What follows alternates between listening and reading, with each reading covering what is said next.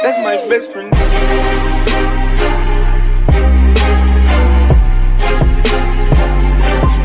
That's my best friend. What's up, everybody? It's your boy Dave Mo. You already know what it is. Dave Mo Flips, Money Talk. We do this thing together. You know what I mean? It's Team Us. So I know the lighting's off. I'm doing this again in my car. It just seems like I'm working so much right now with the holidays and everything else that a lot of the time I have at home isn't spent doing stuff like this. You know what I mean? It's spent I just had a tree taken out, a tree trimmed up over the pool, I have stumps, whatever. Let's just get into this right now. There's a lot of bullshit talk right now on this whole YouTube thing, right? And I don't even know why I'm addressing it, but I just want to show you guys the weakness that's out there, right? You got a lot of dudes, a lot of YouTube channels talking about, oh, you know, the dislike button's going away, good, I like that, you know, the haters. I don't know about how these dudes is built, right? But I can tell you right now, like how I'm built, I don't necessarily consider everyone who dislikes what I do a hater per se. You know, you can say to somebody like, yo, I want what that person has without hating. You can say, I want to achieve the goals that they had without hating. You can say you don't like the content I put out without hating. That's constructive criticism. I enjoy that. That makes me a better individual. That makes a strong person stronger. When you think everything is a hater, then you're just a weak person. When you delete comments that are negative in your comment section, you're weak, you're soft, you can't handle it. When you look at your dislikes and the dislikes are up there and you get butthurt, you're weak. Again, you're just a weak individual. So if you're one of those people that are happy that the dislike button's going away, or that you delete the negative comments, or you even, you know, want to get into verbal arguments like keyboard fucking warriors and shit like that, keyboard gangsters, like you're just a weak individual. Like a smart, strong motherfucker looks at those negativities as, yo, how can I change that? Like, how can I take from that? You know, someone had mentioned to me at one point, like, yo, I don't like the new intro. Oh, word? All right, it is too long. So I got to looking at it and I was like, yo, you know what?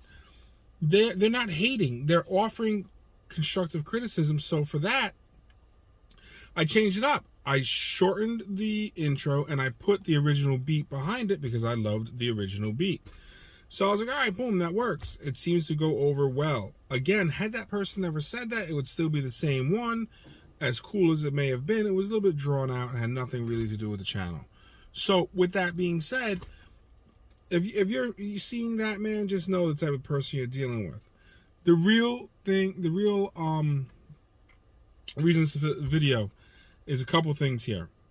I made like 3 of these videos. I just don't know where they are. I made them with a different phone, so then I gave the phone away, and I don't know if it made it to the cloud. So now I'm waiting for another phone. Honestly, I have like a phone issue. Like, I just want the best phone, and I'm wasting too much money on stupidity. But anyways, so what am I doing right now? Number one, do I care about MMR? Fuck no. No more. I don't care about MMR anymore. And the reason for that is the market has changed so fucking much. It's out of control right now. So when I'm buying a car, right, you can see I'm in my Denali right now. No longer buying these type, like my Hummer. I decided that I'm probably going to be keeping my Hummer for another 2 or 3 months till January or February. By the way, FYI guys, that was a little jewel I dropped on you if you guys didn't pick up on it. If you're gonna run anything through the auction at this point now, being mid-November, I would wait till January or February when the checks are just about to get cut. There's gonna be a feeding frenzy of cars. Cars are gonna be even more expensive. They always are. You could go back and look at you know, January and February and look at the car prices. You can see there's about a 10 to 20% jump in what people are willing to pay for them. So like the Hummer, my 2 Cadillacs that I have, a lot of my vehicles that I have, that are over the, say, $8,000 price range, I'm going to put them all at auction, all at one time. Of course, I'm going to use ACV. I'm going to run them all no reserve. And the way that works is I'm able to negotiate rock bottom prices, which means if it doesn't hit the reserve, behind the scenes reserve, I still get paid that amount of money anyway. So let's just say my Hummer, my reserve on the Hummer is going to be 10 grand. Let's just say it sells for 9,500 because it's a no reserve auction. The auction is going to bless me with the $500. They're going to say, boom, we got you. Here's the 500, so you still made 10. Now, let's just say the same car, the Hummer, goes for 12. I keep the extra money anyway, so it's a win-win for guys who have enough cars to work those deals out. So all you wholesalers out there, keep eating your ramen soup, keep doing whatever you're doing, keep buying cars as long as they're an opportunity to make money. For me, tax time is awesome because I'd rather get paid all in one chunk. So I send a lot of my cars to the auction around tax time. I know a lot of you guys are like, oh, well, why don't you retail them? I could retail them and wait around for money, probably make a little bit more money. But you're talking about sending a bunch of cars to the auction and walking away with, 100 grand versus sitting around month after month after month, maybe making 120, 130, and dealing with a bunch of no-shows, dealing with all the retail stuff. So the way I structure my business is all year long, I deal with that bullshit. Come tax time, I don't want to deal with that bullshit. I just want to unload everything I have one time at the auction and cash out. You know what I'm saying? And then once it starts to slow down, and now there's some cars I won't send through there. For instance, if I have any dollar menu cars, they're going to stay with me. They're going to stay on the retail side. The Mercedes, straight to the auction. So you guys can see how I do it. All right, now, in terms of what I'm buying right now, okay? I'm buying cars strictly, of course, they always have to look nice. That goes without saying. But I'm buying cars strictly on miles per gallon, okay? So what I'm doing is I think it's fueleconomy.gov. And you can always just Google in, 2008 Honda Accord MPG. And it'll be like fuel economy will be the first one. I use .gov. And while the numbers may be skewed, because these numbers are when the cars were new, what the EPA, I believe, said that they would do, versus what they're doing now with mileage on them. It's going to be different. But when you're selling the car, no one's going to go out there and say, oh, I was driving this thing on a test drive and it says it only gets 28 miles to the gallon and you advertise it as 30. No. So no one's going to do that, okay? So with the way gas is looking, and I believe we just closed another pipeline yesterday, from the reports I read this morning and I watched a little bit of news, it looks like gas may double, guys. It looks like gas may double up, which means here in the state of Florida, we're looking at $7 a gallon. If it does, in fact, double. Well, I think this morning was $3.19. Do the math, okay? But if it does double, right, you're going to have two choices. You're going to have your Honda, any four-banger, right? I mean, I don't give a fuck. I'll buy a Mitsubishi Mirage, okay? You're going to have your four-bangers, followed by, of course, your six-cylinders. And then you'll have cars like this that are going to plummet. Like these SUVs are going to plummet in price, okay? At that point, I'd probably ride it out. I mean, it's so early in this guy's administration. I think the next administration will get the gas under control. This guy is very green. I think with the way it's going, they're going to swing back to Republican. I'm not trying to get political with you guys or anything like that. I just look at American people. And I think more important than student loans and all this other bullshit that we wanted, we need to be able to survive. And paying $7 a gallon or $5, even paying $3 a gallon, you could hear people bitching and complaining, right? So I think the next candidate that's going to run is going to run on that. Is going to make milk come down. The things that we use on a daily basis, gas is going to come down. They're going to run on bringing it back down where it's affordable, okay? But until that happens, I'm going to continue to buy these cars with great MPG. If you don't know what that means, it's miles per gallon. So the next question is like, hey, well, what kind of SUVs? There's still people out there that need SUVs. Absolutely, absolutely. I'm going to be looking at, and I'm giving you guys game. I'm giving you guys game. I'm not bullshitting you. I'm telling you what the fuck I'm doing. So I'm looking at any small SUV, midsize SUV. And I'm not talking about like, I know you're going to kill me here. I know you're going to kill me because you know I'm a GM guy. I'm not really looking at GMs like that. I'm looking at like the Volvo XC90. Some of them came with a third row. Some of them, very limited, came with V8s. Not buying that one. I think like a 06 or 07 XC90 with the third row gets 20 miles to the gallon. It is hard to compete with a SUV, third row, 20 miles to the gallon. Super hard to compete with that. Now, I don't know if GM, you know, like not the GM, the Buick, what is it, Enclave? I don't know if they have third row or not. I'll look into that. I just know I'm a Volvo guy, so I gravitate towards Volvo. And, you know, when the mileage came back at 20, I was really impressed with that. I'm always impressed with the reliability of Volvo. And they wear well. The seats always leave something to be desired. But if you're able to get yourself a can of spray paint and leather paint, okay, don't go to fucking Home Depot and buy some fucking glitter paint or some shit for metal. You have to go to a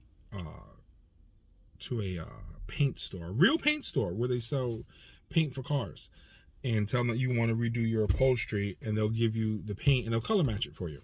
So that you'll give them the year and stuff like that, and they'll say, okay, this is the color that came in your car. Pick the one that looks like it, and then you do it, and that's it. Okay, I have some at the house. Maybe I could show you sometime. And then you could do that. You could fix that. And again, you now have the mile per gallon car that's on the lot, but you also have the SUV, right? Because families aren't going to get smaller. If you already have 3 and 4 kids, you're not going to say, oh, gas is up, got to get rid of 2 of these motherfuckers.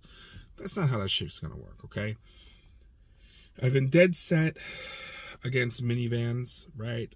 But with the way the economy is going, with the way gas in particular is going, I see minivans coming back into my arsenal, into what I'm doing. Why? Because they provide, like the Honda Odyssey, and I know about the transmissions, let's not get into that. The Honda Odyssey EXL Touring Edition, you can pick them up fairly cheap. The transmissions aren't that expensive if you're going to buy them to repair. But I mean, they have like backup cam. They were very ahead of their time when they came out. Full entertainment systems, beautiful leather seats, the whole 9 yards. A well put together, minivan. Another nice one that I like is the Dodge Caravan, mainly because you have the stow and go. So anytime I can offer something to someone that has like a bonus. Oh, the Dodge Journey. I'm sorry. So the Dodge Journey, I have 2 of them. Both of them have third row seats, and one of them has stow and go behind both well, in like the driver's side and in the passenger side and behind the seats. Really cool. Also great gas mileage. One of them's a 4-cylinder, one of them's a 6-cylinder. Again, sorry, I flip-flopped on you guys, but I was thinking of SUVs that you could still have a third row. Back to the minivans. The Caravan has great stow and go options, so you don't necessarily lose out on trunk space, if you will, right? So unfortunately, when you start buying these SUVs that have third row, especially the smaller ones, you lose out all on the back cargo space, like because the seat goes right up to the back door, so you'd have to fold it down to get some more cargo space. I'm watching this person try to back into a spot with no cars around them, and they're just having like the world's hardest time. It's fucking crazy. So that right there, that's 3 picks for me. Will I still buy like these big trucks like this? Sure, I will. I'll buy anything if the price is right, but I'm not targeting them, if that makes sense, right? So if someone came along with like a 08, 09 Yukon Denali, and it's got under 200,000 miles, and they're like, hey, we'll let this thing go for $5,000. $5,000, 4,500. Yeah, of course I'm gonna take it. I'm gonna buy it because I know without a doubt I'm gonna make $1,000 to $2,000, even with the gas price. Because you still have people that, like myself, that will drive them. We're not overly concerned about the gas prices. We're going to drive them. Let's see what else. There was another great question that got brought up, and it was like, well, how do I know what to spend at the auction, right? And I could tell you right now, the way I'm doing it at the auction, simply put, is I'm strictly looking at Facebook Marketplace for every single car I'm interested in at the auction, and I'm looking at Craigslist. With those two alone will tell me what cars are going for retail in my area, okay? I use a 66-mile radius. I wanted to do 50, but I kept trying to get it to 50. I was like, fuck it, 66 works. I feel people are willing to drive 50 miles for a good deal. So, and it gives me a lot of land, a lot of coverage where I could see what they're going for in different areas. And that's how I do it, guys. Like if I'm looking at a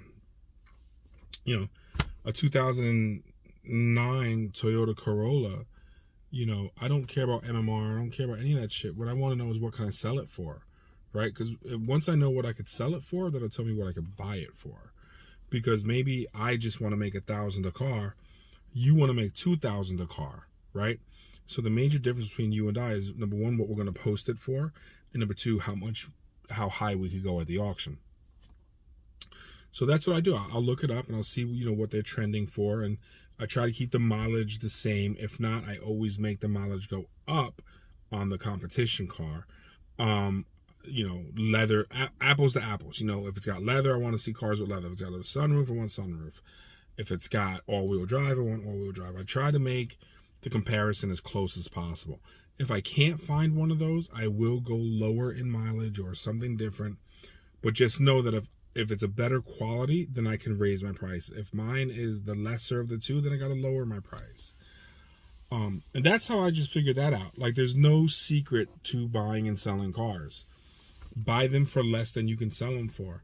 I mean, it's like everything else in this world. You know what I mean? Like, if you're playing with the stock market, don't buy when it's on a bull run. Buy on the dip. It just makes sense. So, with that being said, how do I list my cars, right? Like, I guess someone wants to know my descriptions for cars. My descriptions are super lame. I'm not gonna lie to you. Here we go. You ready? 2008 Honda Civic, ice cold AC, hot air, runs and drives perfect for its age. Clean title, the price, and then if it's automatic or manual. In my opinion, when you do it like that, and I don't do it in one thing, it's like 2008 Honda Civic, new sentence. Automatic, new sentence. 130,000 miles, new sentence. Ice cold air, hot as hell, heat, new sentence. And you might rearrange it in terms of like what you want it to be, the order that you think sells best for you. For instance, I always put the air conditioning first. I don't really care about the accidents and stuff like that. I don't even offer to give the VIN number. If someone wants the VIN number, they can ask for it. But if you put, VIN number upon request, you're going to get a million requests for the VIN number of people who just want a VIN number. It's fucking stupid. It's like the person who goes to the mall to try on clothes with no money in their pocket. It doesn't make any fucking sense. So, with that being said, that's how I do it. Now, let's just say I have something really nice, like my MR2. The MR2 is going to go to the auction. Like the MR2. It's I want to say it's a 06 Toyota MR2. It's got 66,000 original miles documented through Carfax.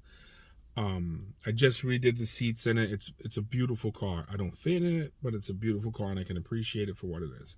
So with a car like that, my ad might read a little bit different because the buyer for that car is a different buyer than someone who's just looking for a Civic.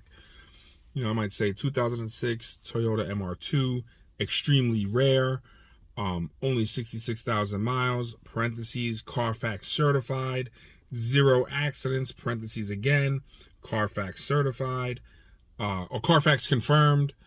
You know, truly, if you're looking for an MR2, look no further. You have now found the vehicle you've been searching for. Call me. Let's get a test drive. Guaranteed, if you're a serious buyer, you're buying this car. 100%. All right. So you could see with that ad, I added a little bit more to it. It was a Spider, so it's convertible. I would have added that. But I added a little bit more to it. I kind of started the whole sales thing with it. And most people that are looking for that kind of car, it's almost like a specialty item. So they want to see more stuff. So when they come to see the car, they already know what to expect. I could even have the Carfax sitting on the desk for them, you know, and show them like, hey, look, whenever you're looking at a Carfax that's provided to you by the seller, first thing you do before you read it is you go out to the car and you make sure that the VIN numbers match. The VIN number on the report versus the VIN number on the vehicle, because a lot of times, again, here's another tip, guys. A lot of times what can happen is I can go to any website and type in 2006 Toyota MR2 and a bunch of them will come up. You know, go to eBay, go anywhere. And I could just take all the VIN numbers and I could run Carfaxes on all these VIN numbers and use the one that has no accidents, true mileage, etc., etc. And then when a buyer comes to buy it, I'm using the Carfax from the fake MR2 and throwing it like it's this MR2. So if you don't check the VIN number, you are reading a Carfax for an MR2, just not the one you're buying. So again, guys, keep in mind, most dealers are scumbags. I mean, just look at the guys on YouTube. You know what I'm saying? Like think about that for a second. You know what I mean? Like, even like I don't want to call the guy out, but I will, like Auto Auction Rebuilds. If you look at some of his videos from years ago when he was trying to sell cars, he had a car with a blown head gasket and he put like Blue Devil in it, right? And then he sold the car to somebody, and then a few months later he was like, oh yeah, I would never do that. And I'm like, motherfucker, I used to watch your videos. I watched you do it. I watched you sell it to someone. I can guarantee you never disclosed that information. I think overall you're a good person, but I do think when money gets involved, most people tend to do shady shit. It's easier just not to do shady shit from rip, because then you can't get caught out there with it. You know what I'm saying? But I think we covered a lot. I think, we went over how I'm buying cars, what I'm buying, if I give a fuck about MMR anymore. The reason why I don't care about MMR anymore is because there's so many variables in MMR. And I always try to beat MMR because I think MMR used to be kind of low. But more importantly than that, now I'm looking at what the retail side is, because I found out that MMR also includes damaged cars, non-runners and stuff like that. So it's skewed. There's no setting in it where they categorized running cars versus not running cars versus crash. It would just take way too much information, way too much data to do.